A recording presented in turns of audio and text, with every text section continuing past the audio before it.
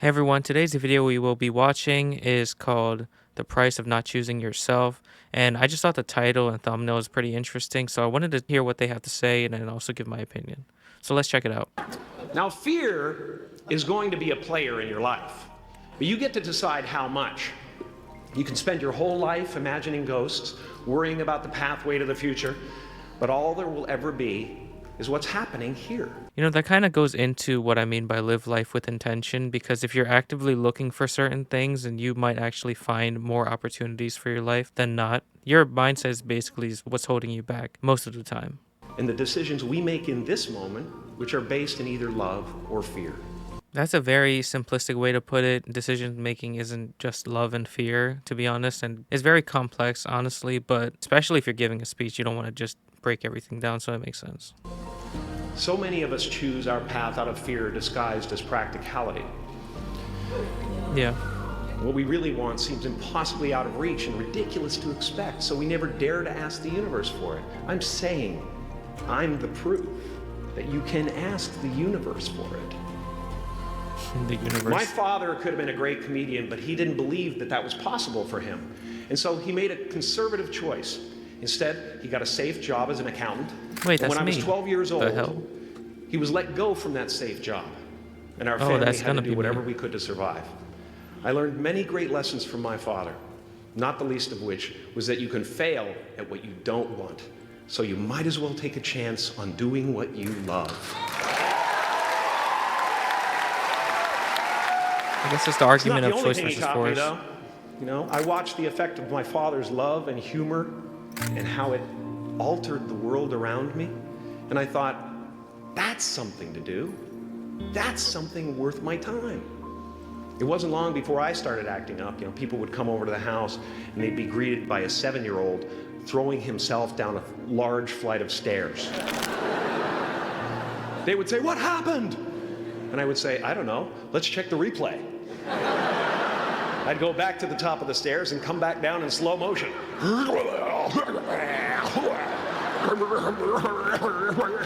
It was a very strange household. And he treated my talent as if it was his second chance. When I was about 28, Isn't that like a lot of after parents, a decade though? as a professional comedian, I realized one night in LA that the purpose of my life had always been to free people from concern, just like my dad.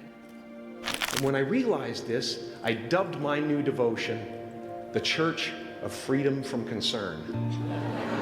The Church The of Democratic FFC. Church of America, yes sir.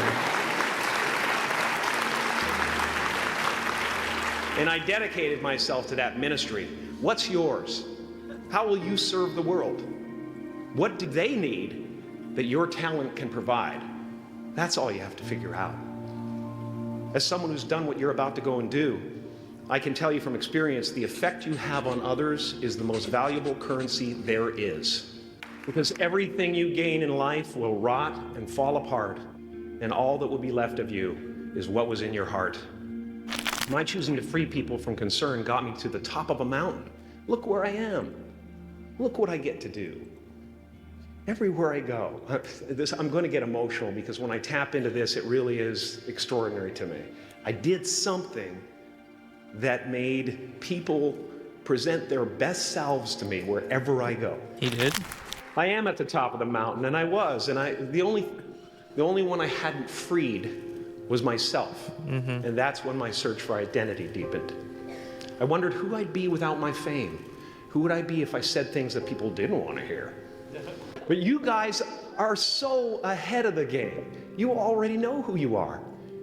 And that piece that we're See, if you live life with intention, that's exactly what I'm trying to say, is that 20 years down the line when you're already in your job and you're getting forced by all these external factors, that's kind of not a good place to start. Like, you can still start there and that's fine. And even Jim Carrey realizes that. Who does remind me of Jinxie, which is funny. Even Jim Carrey realizes that, like, down the road. And to be fair to the past generations, AI and the internet wasn't as prevalent, and so you weren't really growing up with that. So you're not receiving as much information as people nowadays. There's more of a leeway when it comes to previous generations because they didn't actually have access to these resources that we have now.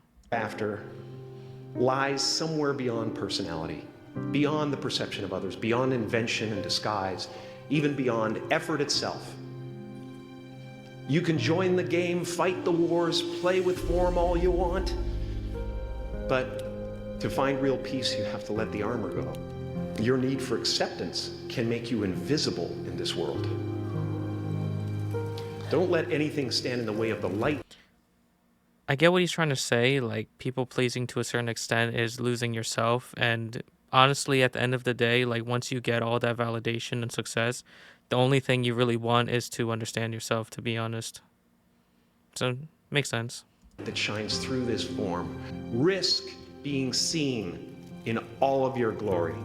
Painting is one of the ways I free myself from concern, a way to stop the world through total mental, spiritual, and physical involvement. But even with that comes a feeling of divine dissatisfaction. Because ultimately, we're not the avatars we create. We're not the pictures on the film stock. We are the light that shines through. We All are else light. is just smoke and mirrors, distracting, but not truly compelling.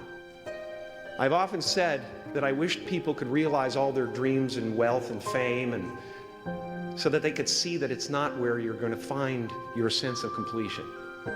Like It's funny that he mentioned the painting because that's actually something that surprised me about Jim Carrey. That's an element of fulfillment. And nowadays, it's like people don't even want to try to do something new and try to be creative. And it's constantly this sort of analysis paralysis sort of mentality where everyone has to analyze everything you say and do and judge you based on everything. So seeing that people still value so much of like how much money you have, status, wealth, people you know, networking. many of you, I was concerned about going out into the world and doing something bigger than myself, until someone smarter than myself made me realize that there is nothing bigger than myself. My soul is not contained within the limits of my body. My body is contained within the limitlessness of my soul. One unified field of nothing, dancing for no particular reason, except maybe to comfort and entertain itself. As that shift happens in you, you won't be feeling the world, you'll be felt by it. You'll be You know, that's what's so fascinating about our mind is that when we develop our brains, there's just this vastless sort of energy from our mind, while our body is limited based on physical attributes. Like, we can't go a certain amount of days without getting hungry, needing to drink water, and obviously survival instincts. Like, well, we need to survive. We're going to feel certain emotions. We're going to defend ourselves. And so I just find it fascinating that our mind feels like it's endless or spiritual in a way. But how is that even formed in the first place? Or was that always with us to begin with? embraced by it. Now I'm always at the beginning. I have a reset button, and I ride that button constantly. Once that button is functioning in your life, there's no story that the mind could create that will be as compelling.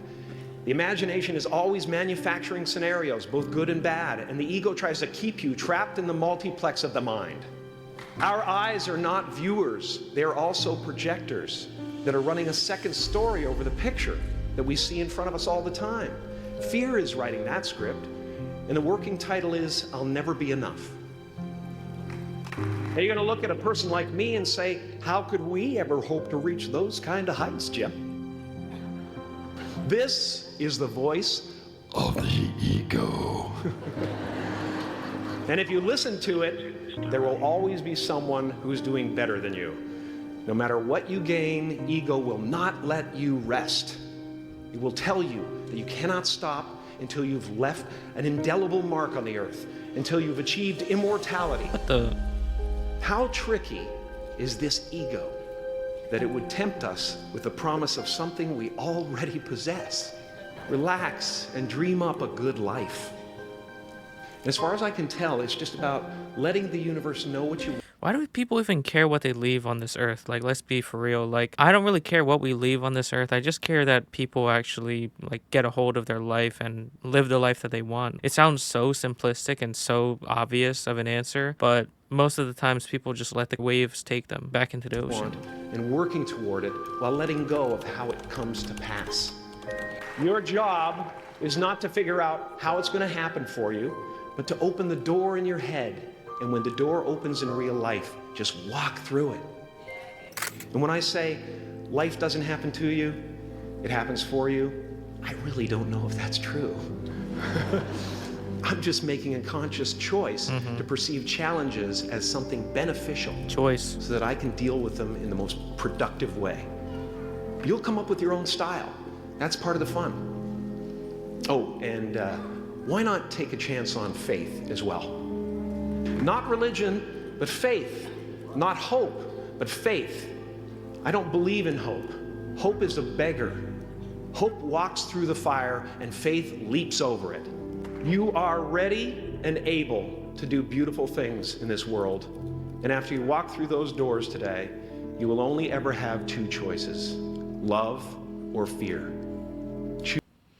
You know what's funny about this is I'm just wondering how many people actually still resonate with this from that audience. Even the people at my school like that are excelling or valedictorians, I realize they really don't amount to anything else other than like forming into whatever bubbles they have in those certain companies. So it is very interesting that his foundation is by love and fear, and he was able to come to this conclusion after such a long career. Choose love, and don't ever let fear turn you against your playful heart. Thank you so much.